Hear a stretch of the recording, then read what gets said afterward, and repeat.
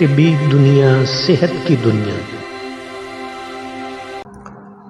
بسم اللہ الرحمن الرحیم۔ سامعین و ناظرین، آج کا ہمارا موضوع بڑا قابل اہمیت ہے۔ قابل اہمیت اس لیے ہے کہ اس بیماری یعنی گیس اور قبض میں تقریباً ہر شخص کم و بیش مبتلا ہے۔ کوئی کم ہے، کوئی زیادہ ہے، لیکن ہر شخص جو ہے وہ اس میں مبتلا ضرور ہے۔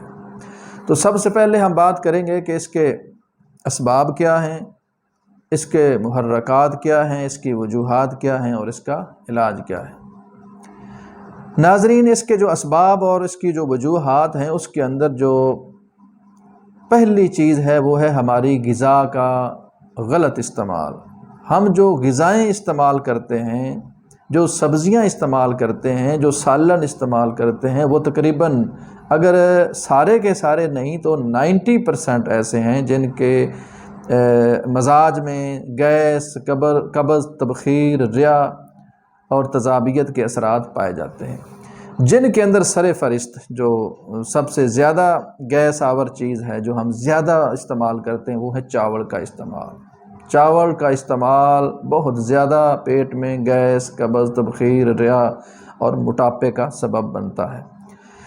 دوسری چیز ہے سالن۔ سالن ہم آج کل وہ زیادہ استعمال کر رہے ہیں جن کے اندر تذابیت، گیس، ری، نفخ اور تبخیر پائی جاتی ہے۔ وہ کون سے سالن ہیں؟ وہ سالن ہیں جن میں سر فہرست جو ہم سب سے زیادہ استعمال کرتے ہیں وہ ہے آلو۔ آلو پیٹ کے اندر یاد رکھیں بہت زیادہ تبخیر، بہت زیادہ گیس اور بہت زیادہ تذابیت اور نفخ پیدا کرتا ہے۔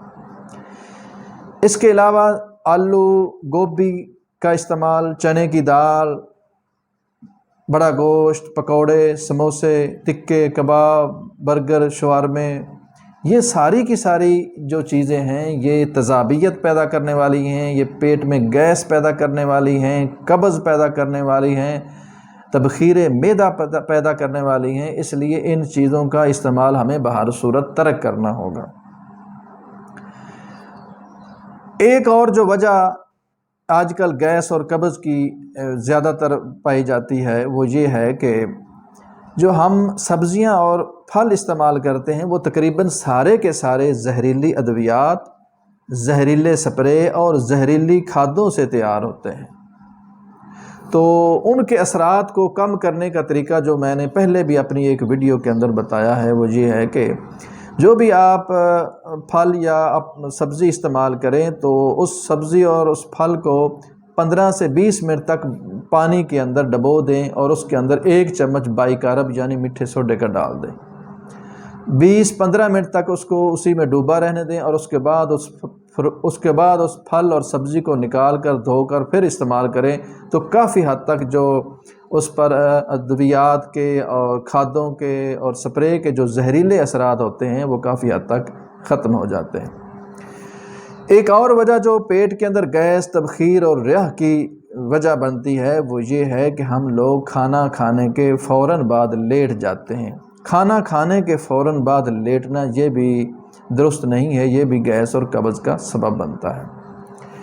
اس کے علاوہ ایک اور وجہ جو گیس اور قبض کی بنتی ہے وہ یہ ہے کہ ہم ٹھنڈے پانی کا استعمال بہت زیادہ کرتے ہیں۔ یاد رکھیں کہ ٹھنڈا پانی جب ہم استعمال کرتے ہیں تو معدے کی جو حرارت ہے، جو خوراک کو، غذا کو ہضم کرنے کا سبب بنتی ہے، وہ کافی حد تک ڈاؤن ہو جاتی ہے۔ جب وہ حرارت ڈاؤن ہو جاتی ہے یا کم ہو جاتی ہے تو وہ غذا پوری طرح معدہ ہضم نہیں کر پاتا اور وہ غذا اسی طرح پڑی اس کے اندر تعفن پیدا ہو جاتا ہے، اس کے اندر گیس، تبخیر اور ریا پیدا ہو جاتی ہے۔ تازہ پانی استعمال کریں، اگر سردیاں ہوں تو ہلکا نیم گرم پانی استعمال کریں۔ اس کے علاوہ ایک اور وجہ جو گیس اور قبض کی بنتی ہے وہ بعض لوگ جو حقہ اور سگریٹ کا استعمال زیادہ کرتے ہیں۔ حقہ اور سگریٹ کا استعمال بھی گیس اور قبض کا سبب بنتا ہے۔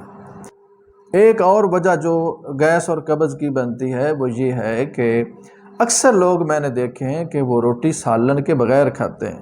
سالن کی جگہ وہ کیا کرتے ہیں، وہ دہی کا استعمال کر لیتے ہیں یا دودھ کے ساتھ روٹی کھا لیتے ہیں یا اچار کے ساتھ کھا لیتے ہیں یا لسی کے ساتھ کھا لیتے ہیں۔ یعنی وہ یہ سمجھتے ہیں کہ شاید یہ سالن جو ہے یہ ہماری تذابیت میں اضافہ کرے گا، ہمیں گیس کرے گا یا ہماری گرمی میں اضافہ کرے گا، تو وہ اس ڈر کی وجہ سے اس جلن، بعضوں کو جلن ہوتی ہے تو وہ سالن چھوڑ دیتے ہیں، تو اس جلن کے ڈر کی وجہ سے وہ سالن ترک کر دیتے ہیں۔ یہ بہت بڑی غلطی ہے۔ سالن کے بغیر کھائی ہوئی روٹی یاد رکھیں وہ گیس، تبخیر اور ریح کا سبب بنتی ہے۔ سالن کے بغیر روٹی جو ہے وہ ہرگز استعمال نہیں کرنی چاہیے، بلکہ یوں کرنا چاہیے کہ روٹی کا استعمال کم سے کم کیا جائے اور سالن کا استعمال زیادہ کیا جائے۔ جن لوگوں کو اکثر قبض رہتی ہے وہ سالن اگر زیادہ استعمال کریں گے اور روٹی کم استعمال کریں گے تو ان کی قبض کافی حد تک ویسے ٹھیک ہو جائے گی، لیکن سالن وہ استعمال کریں جو ان کے لیے مفید اور کارگر ہیں۔ ان کے اندر کدو کا زیادہ استعمال ہے، ٹنڈے، پیٹھا، وال توری، مولی، گاجر، مونگرے، شلجم، مونگ ثابت یا مونگی کی دال، کریلے، یہ جو چیزیں ہیں یہ زیادہ استعمال کرنے سے جو پیٹ کے اندر ریح، تبخیر اور گیس ہے اس کا کافی حد تک خاتمہ ہو جاتا ہے۔ اور سالن کے اندر ہمیں ادرک، لہسن، ہری مرچ، کالی مرچ، ہلدی، زیرہ وغیرہ یہ ساری کی ساری چیزیں ہمیں لازمی استعمال کرنا ہوگی۔